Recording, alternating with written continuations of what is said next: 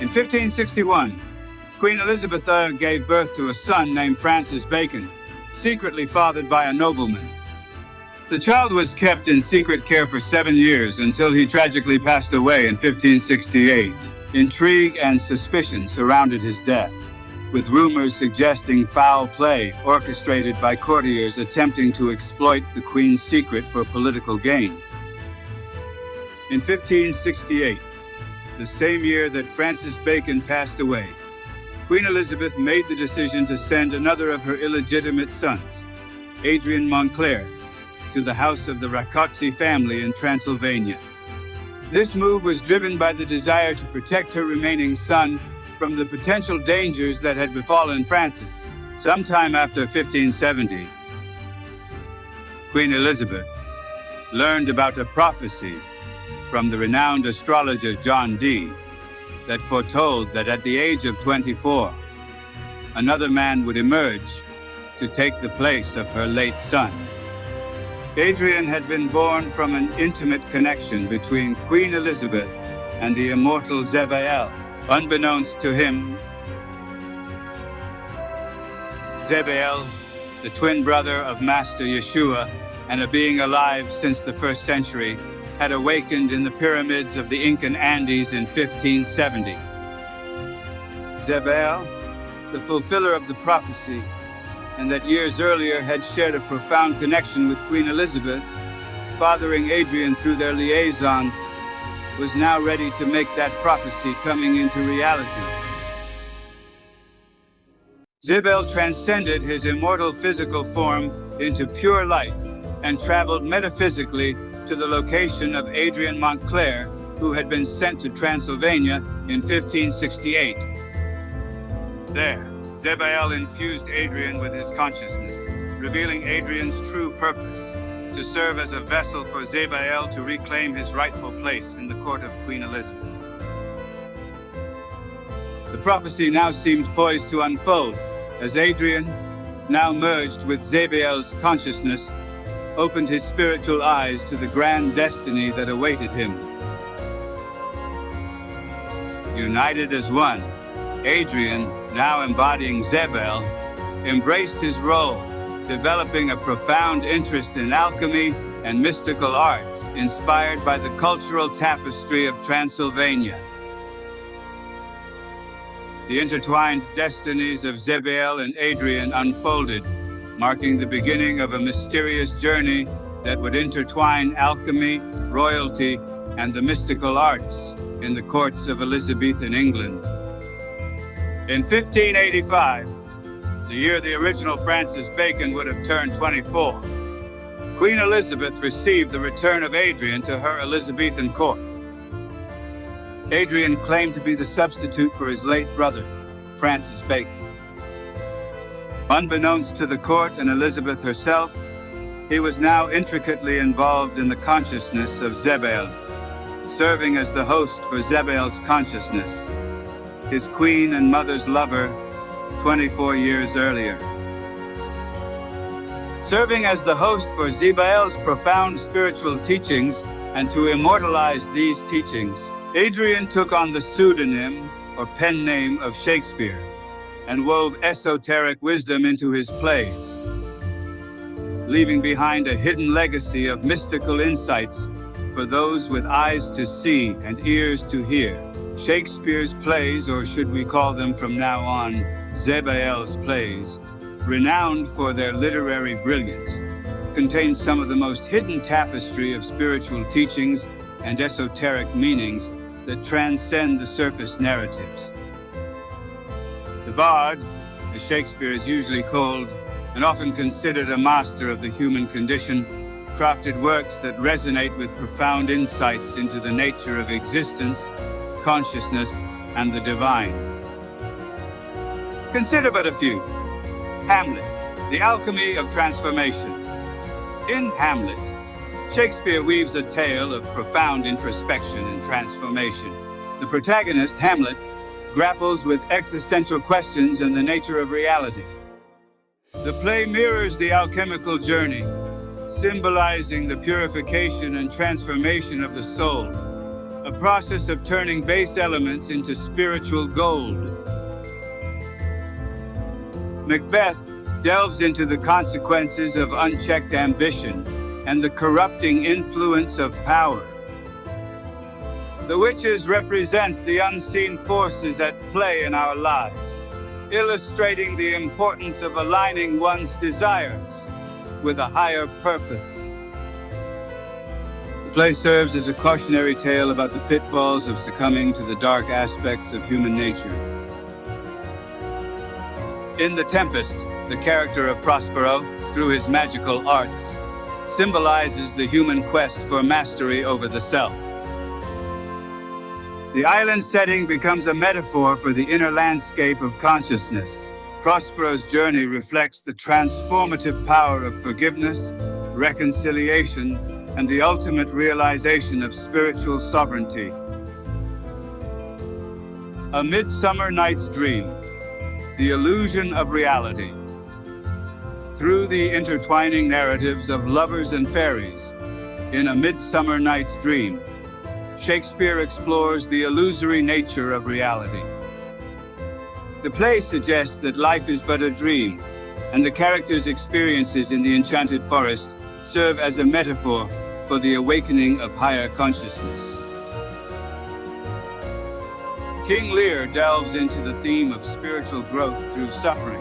Lear's journey from arrogance to humility, accompanied by the storm on the heath, symbolizes the necessary turbulence of the soul's evolution. The play suggests that only through facing adversity and acknowledging our vulnerabilities can we attain true wisdom.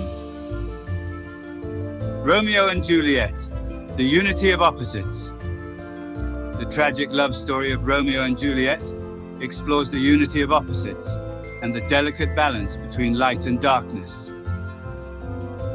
The feuding families, Montagues and Capulets, represent opposing forces, while the love between Romeo and Juliet transcends these divisions, symbolizing the potential for unity in the face of worldly conflicts. Shakespeare, a true alchemist of language, embedded esoteric teachings within the fabric of his plays. Beyond the eloquent verse and captivating drama, his works beckon those with a discerning eye to delve into the mysteries of the human soul and the profound truths that lie beneath the surface of everyday existence. In decoding these hidden meanings, audiences can find timeless wisdom that transcends the boundaries of time and culture. Immortal twin brother of Master Yeshua, Adrian Montclair, substitute to the original illegitimate late son of Queen Elizabeth I through a consciousness symbiose with their son. Adrian, mastermind behind the persona, Shakespeare and his timeless plays. The final lifetime of Saint-Germain feels in itself an endless dream of surprises, unexpected events, concocted synchronicities that align in the right time. Facts hard to fathom but the story was long over. In 1626, Adrian, or should we say Zébael, through his son's body and pretending to be Francis Bacon that hid under the stage name Shakespeare, reaches enlightenment. He then faked his death and adopted the name Count of Saint-Germain. On May 1st, 1684, he reached ascension, but didn't leave Adrian's body immediately. Using Adrian's body appearance and embedded with his new self-coined name, the Count of Saint-Germain, often described as a mysterious and enigmatic figure, embarked on a journey that would lead him to the courts of Europe. With an air of elegance and an aura of timeless wisdom, he appeared to defy the boundaries of age. In 1684, in his first year as an ascended being, Saint-Germain found himself once again at the heart of European intrigue, this time in the courts of the Holy Roman Empire. His reputation as an alchemist and mystic had preceded him, and he was welcomed by Emperor Leopold III. The courtiers marveled at his knowledge of alchemy and the occult, and whispers of his ability to transmute base metals into gold added to the mystique surrounding him. In the early 18th century, Saint-Germain found himself in the glittering court of Louis XIV of France. His impeccable manners, linguistic fluency, and vast knowledge of the arts and sciences quickly gained the attention of the French nobility. As a guest at Versailles, he engaged in conversations with philosophers and alchemists, leaving an indelible mark on the intellectual circles of the time. Rumors of his travels and encounters with various European monarchs began to spread. The Count, it was said, possessed a unique ability to adapt seamlessly to any cultural milieu. His presence was noted in Spain, where he engaged with the Habsburg court, and later in England, where he became acquainted with the Stuart monarchy. One of the most intriguing aspects of Saint-Germain's visits was his apparent longevity. Tales circulated of his encounters with rulers in the latter part of the 17th century, leading to speculation about his true age and the possibility of his having discovered the elixir of life. Despite the lack of concrete historical evidence, the Count's presence in various European courts was often accompanied by whispers of secret societies, mystical teachings, and diplomatic intrigues. The tales of Count Saint-Germain's journeys through European courts have become woven into the fabric of historical speculation, leaving an indelible mark on the lore of the era. But it was all true. During the same time period, the master had a concurrent lifetime, where he was born in an area now known as Spain to a Jewish Portuguese father and a mother of royal Spanish lineage. In this almost simultaneous lifetime with that of his as Francis Bacon or William Shakespeare, he also traveled throughout Europe, counseling kings and other royalty. And this is the lifetime that he commonly refers to as his final life on earth. In talks with many ascension groups, it seems the reasonable choice, since the first one is drowned in concepts too metaphysical, even for the most palatable minds such as an immortal being, a Francis Bacon that died earlier on and was substituted, and so on. The fact is, Saint-Germain's soul planned these two simultaneous lives as high potentials for final ascension from the planet, and waited to see, in a manner of speaking, which would turn out the lucky one. Both did. So from the soul's perspective, the one chosen as the official lifetime of ascension is the one recounted in this video. But the one that Saint-Germain's enjoy the most, sharing, is the one he usually tells people about. In the ethereal realm beyond time and space, Count Saint-Germain, now an ascended master, reflected upon his final lifetime in the 17th century. Surrounded by the cosmic energies that bound the universe together, he felt a sense of gratitude for the experiences and lessons gained during his mortal existence. As he observed the tapestry of his earthly journey, Saint-Germain perceived the interplay of joy, sorrow, triumphs, and challenges that shaped his evolution. His final lifetime had been a canvas upon which he painted the hues of wisdom, alchemy, and spiritual growth. The courts of Europe had been his stage, and the nobility his audience. With a gentle smile, he contemplated the whispers of intrigue and mystery that followed him through the annals of history. The enigma he had become in the eyes of humanity served as a catalyst for seekers of truth, inspiring them to explore the mysteries of existence and the boundless potential within. In the serene realm of ascended masters, Saint-Germain offers a final message to those navigating the complexities of earthly existence, seeking enlightenment amidst the illusions of the material world. Dear souls, Enlightenment is not a destination.